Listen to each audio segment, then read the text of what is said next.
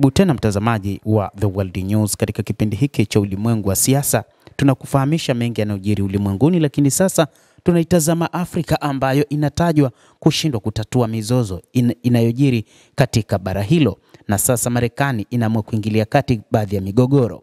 Moja kati ya mgogoro ni ule katika Jamhuri ya Kidemokrasia ya Kongo uliohusishwa pia na Rwanda.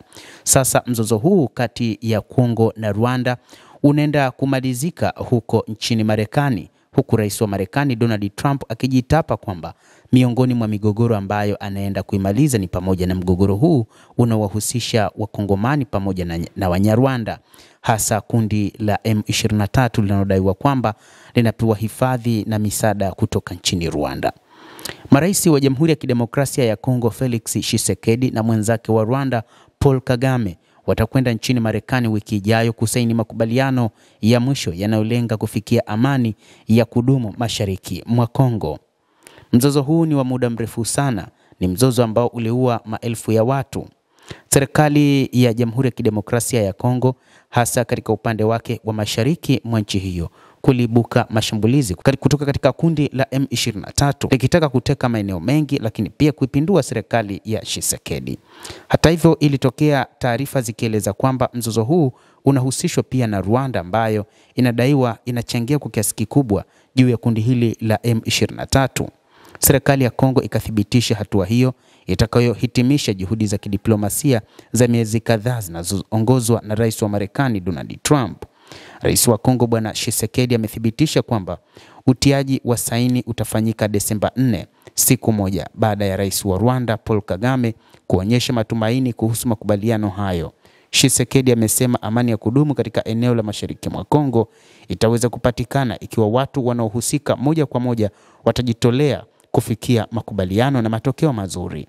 Msemaji wa rais Tshisekedi, Tina Salama, ameliambia shirika la habari la Associated Press kwamba utiaji saini wowote wa Kongo utategemea hatua ya Rwanda ya kusitisha kuwasaidia waasi wa M23. Msemaji wa Tshisekedi ameongeza kusema kwamba makubaliano ya amani lazima yafikiwe na pasipo na mchanganyiko wa aina yoyote na bila kuwajumuisha wapiganaji wa M23, na amesisitiza juu ya hatua ya kuondolewa kwa wanajeshi wa Rwanda, jambo ambalo tayari lilikubaliwa katika makubaliano ya awali yaliyosainiwa mwezi Juni na waziri wa mambo ya kigeni wa Kongo na Rwanda. Hata hivyo, wanamgambo wa M23 wapanua operesheni zao mashariki mwa DRC. Eneo la mashariki mwa Kongo linakabiliwa na mapigano kati ya vikosi vya serikali ya Jamhuri ya Kidemokrasia ya Kongo na zaidi ya makundi 100 yanayomiliki silaha na yenye nguvu kama lile la waasi wa M23 wanaoungwa mkono na Rwanda. Hata hivyo, kumeibuka maswali mengi kwamba ikiwa mgogoro kati ya Rwanda ambao unahusishwa M23 utaisha, vipi kuhusu makundi mengine?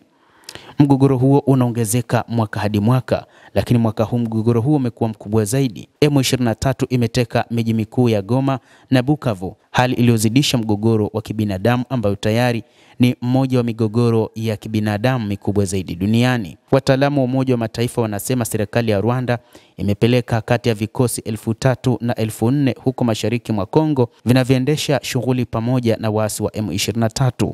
Rwanda imekanusha kuwa inawasaidia waasi hao, lakini imesema hatua yoyote inayochukuliwa katika mzozo huo ni kwa ajili ya kulinda eneo lake. Kagame mnamo Alhamisi alielezea wasiwasi wake kwamba mamlaka ya Kongo zinapuuza makubaliano ya awali na zinabadilisha malengo kila mara, akiongeza kuwa mafanikio ya makubaliano hayo yanategemea kujitolea kwa pande mbili zinazopigana. Rais wa Rwanda Paul Kagame amesema kwamba baadhi ya michakato haitoweza kufanya kazi sio tu kwa sababu wanakutana Washington au kuwa Marekani inayohusika ni taifa lenye nguvu, lakini ni kwa sababu wanaohusika moja kwa moja wanajitolea katika matokeo ya mwisho mazuri yatakayokuwa na amani. Mtazamaji wa The World News, hayo ndio tulikuwa nayo. Ni jinsi ambavyo mataifa ya Afrika yanashindwa kutatua migogoro iliyopo ndani ya bara hilo. Afrika kumekuwa na migogoro mingi, lakini sasa migogoro hii inatatuliwa na mataifa yenye nguvu duniani, ikiwa ni pamoja na Marekani. Endelea kutufuatilia, lakini usisahau kulike, usisahau kucomment, kadhalika na kusubscribe channel yetu hii. Utakuwa ukipata habari hizi kwa mapana kupitia The World News. Mimi ni Adam Hussein, endelea kuwa nasi wakati wote, utaweza kujua nini kinajiri duniani.